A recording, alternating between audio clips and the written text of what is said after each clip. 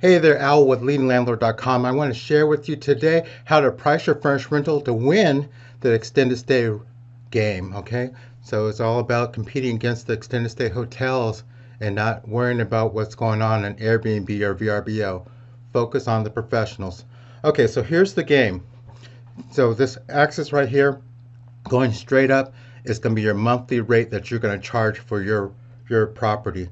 All right, and this line right here is where a low-end extended stay hotel prices themselves. And typical low-end extended stays are like Rodeway Inn, In-Town Suites, Best Western has a product for extended stays. That's something with a kitchenette or might be a mini fridge, microwave, set up for a longer term stay.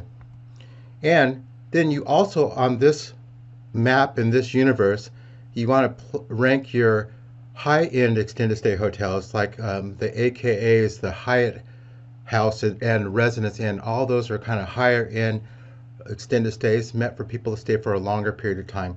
Okay, so that's those rates. And that's going to define your envelope. You're going to have a high and low, and in between is what you want to do. That's the thing. The goal is to get in between into the envelope. That is your goal. That's how you play the game. Football into the end zone, you get the basketball into the hoop. That's how you score points. That's what you want to do. That's the whole objective to this whole game. All right. So let's do an example here. This is for how do you price a one bed, one bath, or a studio, a furnished rental. That's a one bed, one bath. So what you do, how you start it off, is you go to Google Maps and you type in extended stay hotel and then the name of your city. And it's going to come up with something like this. This, for me, I'm in Sacramento, California, so I say extended stay hotel Sacramento, and it populates with this. Then I put a circle kind of where my furnished rentals are. My portfolio is right there in that spot. And I'm looking now around it. I'm saying, okay, I see a low price rate there, for that's their nightly rate. And I see a higher end price rate. And I go in and take a closer look at those. I see the low end is Rodeway Inn, and its price is $72 a night times 30 is $2,160 a month. Okay, so there's taxes and things like that, but I'm not going to do that for this analysis. And this is what it kind of looks like. It's off of hotel standards. It's using this printed bedspread and some wood furniture, just basic, just a little bit of art, and that's really it. One bed, one bath. And then the higher end that I'm comping on is the Residence Inn. It's nice. It's using hotel standards, white linen, and some pops of color, nice wood. Everything's color coordinated. For Residence Inn, the price was $189 a night times 30 is $5,670 a month. So let's plot that on the envelope here. We got the high, the Residence Inn, the low Rodeway Inn. Okay, now let's take a look at the envelope. Let's see where I stack up. This is my one bed, one bath. This is one of my furnished rentals. It looks like this. I got this sofa set in there. It's furnished kitchen, bedroom. Okay, I'm trying to use the white linens again for the hotel standards, and a nice bathroom. Okay, residential look. And I priced this at $1,967. Let's see how that stacks up.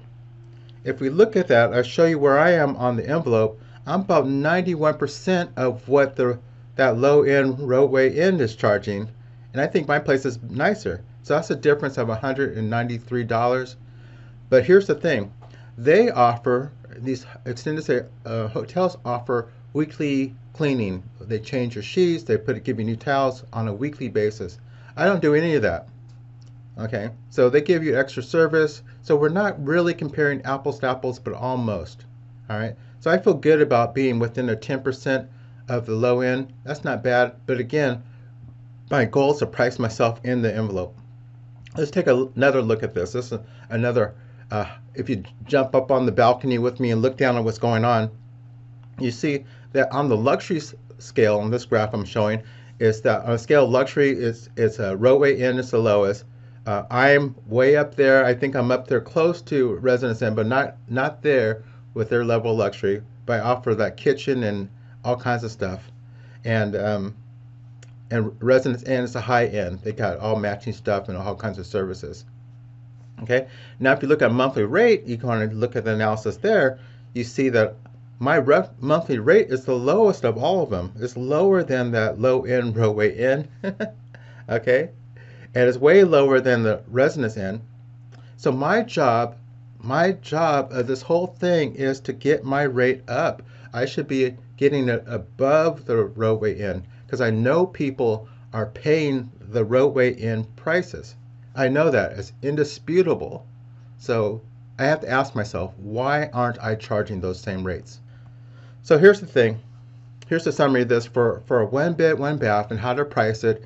I'm pricing below the Sacramento envelope. That's where I am right now. And I have room to increase my rates.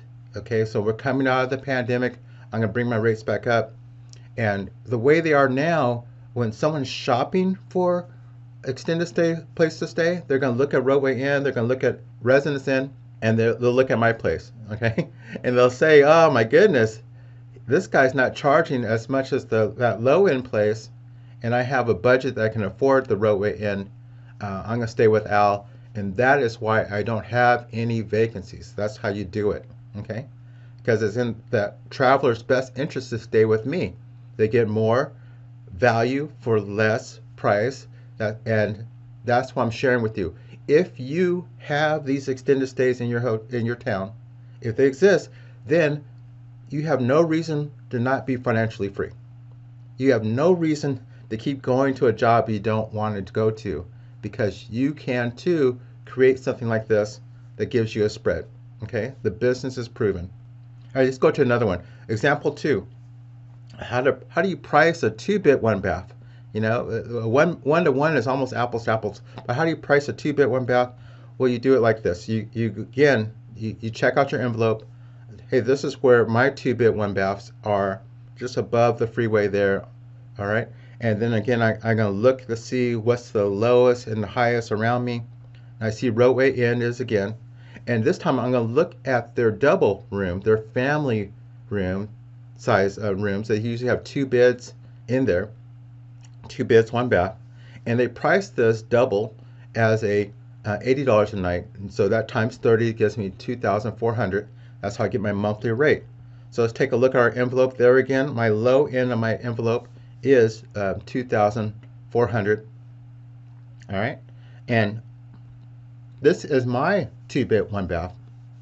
It's way nicer than theirs.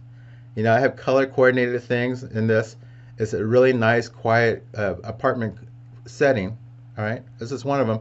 Here's another one I have. I have a standalone 2-bed, 1-bath. It's an upstairs unit up here. It looks like this inside, nicely furnished. No, simple. I got a modern bathroom, floating sink, and everything's really nice and really private. All right, I priced it at $2,219. That's where I priced it.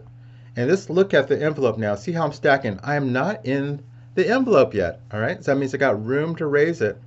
Looks like the first one I showed you is about 92% of the low end Roadway Inn. So I definitely should be able to get that up. Again, I am not offering maid service. I don't do weekly cleanings, towel and linen refresh. I don't do any of that. So I'm not too far off of where I should be. I am a huge value to travelers. They love the place.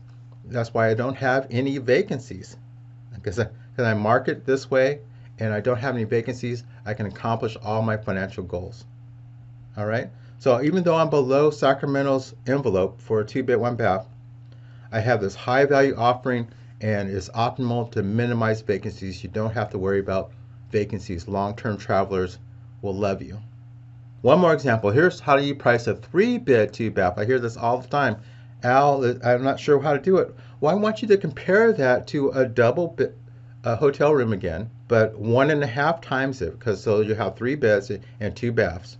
So I think this is the best way to frame it, is compare it against a 3-bed, 2-bath house against a double hotel room, 1.5 of those. So that's what you do. So let's do the math here. Well, first I want to show show you where I am. This is where my 3-bed 2-bath is, right there in that loop there. And again, the roadway in is my lowest to that, closest by. So let's check out the bottom of the envelope. My highest, again, Residence Inn by Marriott. So this is what their double room looks like, okay? And it's $80 a night times 30, $2,400. Now I'm going to multiply that 2,400 by 1.5, all right? And that's going to give me $3,600 a month, $3,600 per month. That's how much people are actually paying to stay here. That's not a guess. That's not a scam. That's what people are actually pay to stay here. All right. So I'm going to put that on the envelope. That's defining my bottom of my envelope, and let's see how I stack up. This is my 3-bed 2-bath, and inside I got real basic stuff. I just lightly furnished it because I didn't have time, because there's so many people who wanted it just like that. All right, just lightly cleaned it up. I rented for $3,100. Okay, per month, $3,100. Let's look at it how we are in an envelope. I say I'm way underneath where I should be. A difference of 500. I'm only 86% of of the low end of the extended stay market. So I definitely have room to increase it. And this is telling me that I should be asking for more. Okay, that's why you always check the professionals, because they know what's going on. And I check myself compared to the professionals, not compared to amateur Airbnb hosts who aren't running income expense. They're not responsible for a payroll. They really are just competing against other Airbnb people, and they're not even doing extended stays. So I'm trying to be a general manager of an extended stay company so that I can stay in business and that I can stay home and help my kids get through this virtual learning. So I have time also with extended stay. So that's how I price it. But I definitely have room to increase it there, and I should, because I'm way below Sacramento's envelope, and I gotta get my prices up when I can. Right now I'm on a very long lease. It's almost a year lease of a furnished rental, so I'm just keeping the prices the same. Again, no cleaning services. I don't offer any of that. My clients do their own laundry on site. So here's the summary. Here's 4 points I want you to walk away with. One is that you can use this pricing envelope to guide yourself, is to guide your business. You want to get in the envelope. That's where you want to go. You want to keep that in front of you so you steer yourself according to what's going on in your market. All right. Now you can estimate a one bed, 1-bath by comparing it to a queen size room in an extended stay hotel. So it's real easy. One queen single room, you can do that. Good comparison. You can compare a 2-bed, 1-bath to a double hotel room. All right, it has 2 beds in it and 1 bath in that room. And you can compare a 3-bed, 2-bath is 1.5 times what that double queen is. All right, those are some good guides for you. It's going to help you prevent you from leaving money on the table, and that's not what I want. All right, so I hope this was helpful for you.